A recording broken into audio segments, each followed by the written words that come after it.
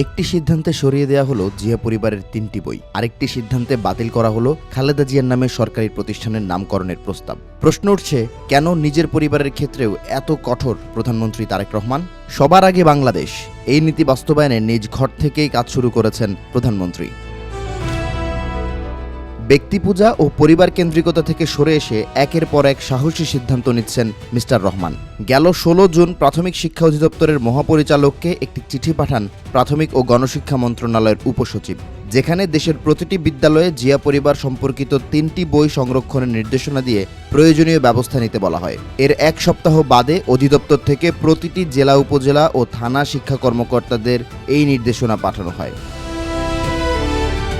বইগুলো হলো প্রেসিডেন্ট জিয়া, রাজনৈতিক জীবনী, বেগম খালেদা জিয়ার জীবন ও সংগ্রাম এবং সবার আগে বাংলাদেশ। গণমাধ্যমের কল্যাণে ৬ জুলাই এই ঘটনা জানাজানি হয়। সেদিনই নির্দেশনা বাতিল করে মন্ত্রণালয়। অনেকেই এই সিদ্ধান্তকে প্রধানমন্ত্রীর সাম্প্রতিক রাষ্ট্রকেন্দ্রিক নীতির ধারাবাহিকতা হিসেবে দেখছেন। এর আগে সরকারি বিভিন্ন প্রতিষ্ঠানের নাম জিয়া পরিবারের সদস্যদের নামে না রাখার নির্দেশ দিয়েছিলেন প্রধানমন্ত্রী। কেরানীগঞ্জ কারিগরি প্রশিক্ষণ কেন্দ্রের নাম প্রয়াত সাবেক প্রধানমন্ত্রী খালেদা জিয়ার নামে করার প্রস্তাব প্রধানমন্ত্রীর কার্যালয়ে পাঠানো হয়েছিল, কিন্তু সেই প্রস্তাব ফিরিয়ে দেওয়া হয়। একই সঙ্গে ভবিষ্যতে এ ধরনের প্রস্তাব না পাঠাতে দেয়া হয় নির্দেশ।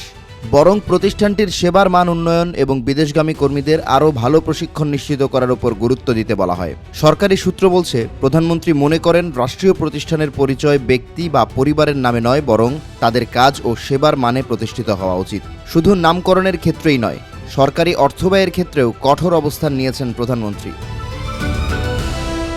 চট্টগ্রাম সিটি কর্পোরেশনের মেয়র ও কর্মকর্তাদের যুক্তরাষ্ট্র সফরের প্রস্তাব এবং রাজশাহী সিটি কর্পোরেশনের কর্মকর্তাদের ফ্রান্স সফরের আবেদন অনুমোদন পায়নি।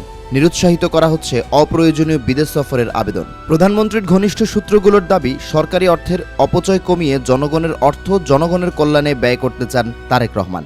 তাই বিদেশ সফর, নামকরণ কিংবা রাষ্ট্রীয় সিদ্ধান্ত সব ক্ষেত্রেই ব্যক্তি পূজার পরিবর্তে রাষ্ট্রের স্বার্থকে অগ্রাধিকার দেওয়ার নীতি অনুসরণ করা হচ্ছে।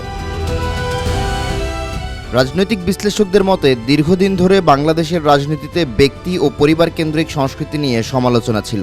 সেই বাস্তবতায় নিজের বা বাবা মায়ের নামেও রাষ্ট্রীয় সুবিধা বা বিশেষ মর্যাদা না দেওয়ার বার্তা রাজনৈতিকভাবে গুরুত্বপূর্ণ।